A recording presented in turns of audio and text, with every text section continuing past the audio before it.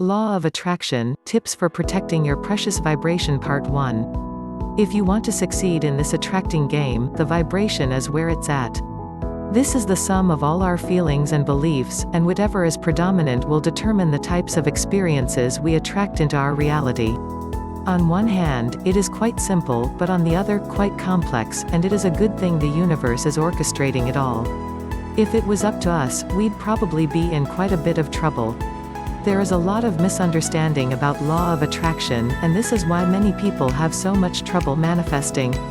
There is a lot of focus on thinking positively while what we think certainly factors into the equation. It doesn't matter how positive a thought if the feeling isn't truly there. We hear a lot about visualizing, which can be an awesome tool, but it is not manifesting. Again, if the feelings aren't there, you can think about what you want every waking moment, and it won't matter. Once you have decided you want something, it gets put on the universe's to-do list.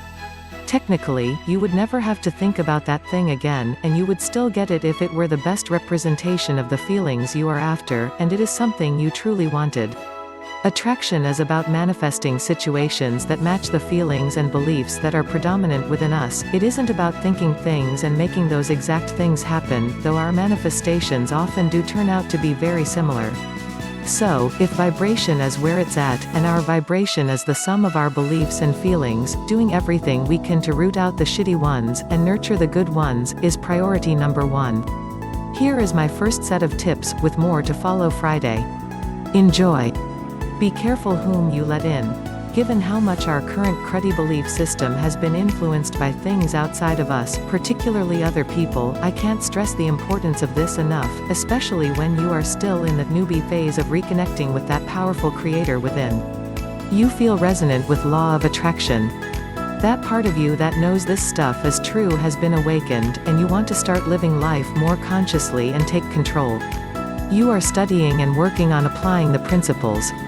This way of thinking and being is quite foreign, and your brain is probably still fighting you a lot.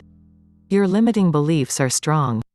You may still be skeptical, and not fully sure if this is how it works.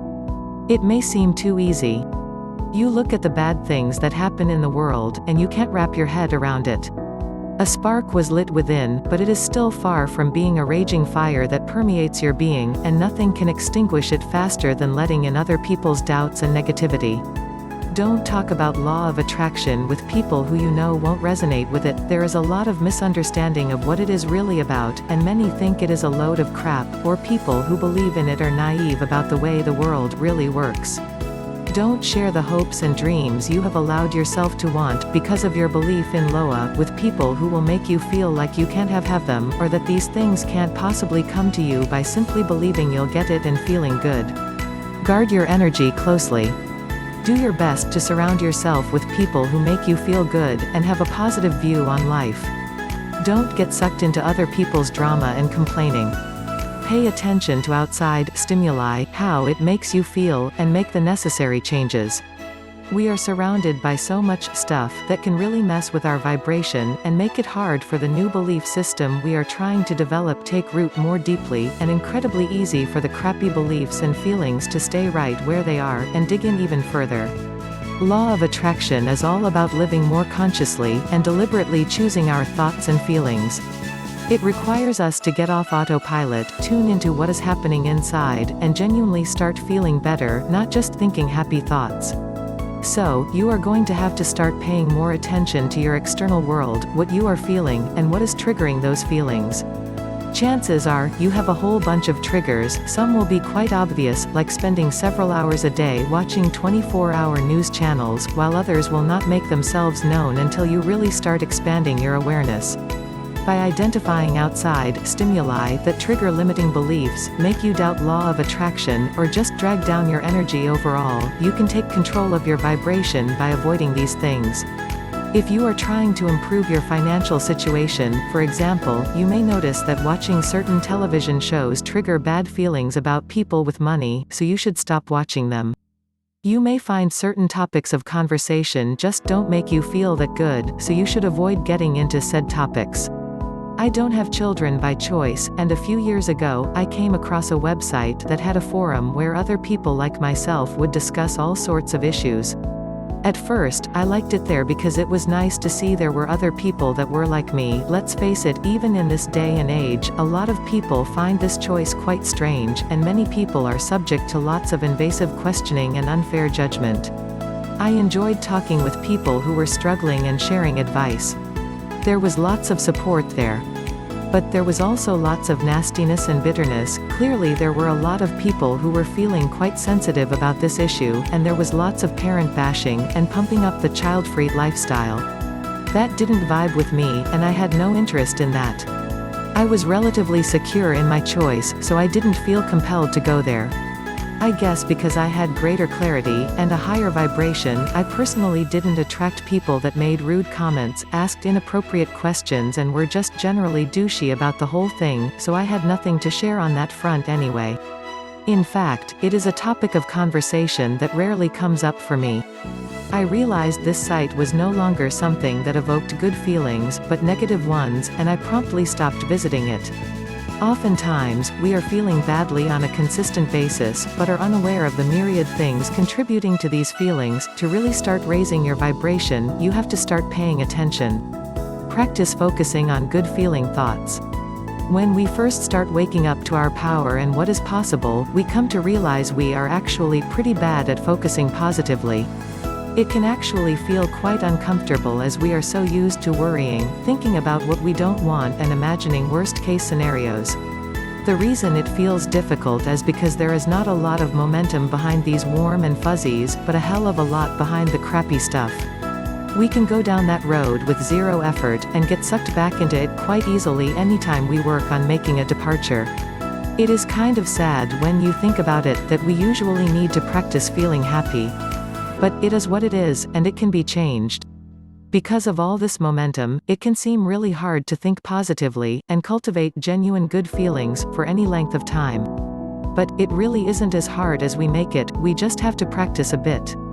We have to work on consciously cultivating these good feelings, and the more we do that, the more they will come naturally without any prompting or deliberate effort. So, take a few minutes each day to practice feeling good. Do a bit of visualizing about the things you want, don't worry about getting too specific, and don't worry about not being able to create super clear pictures in your mind.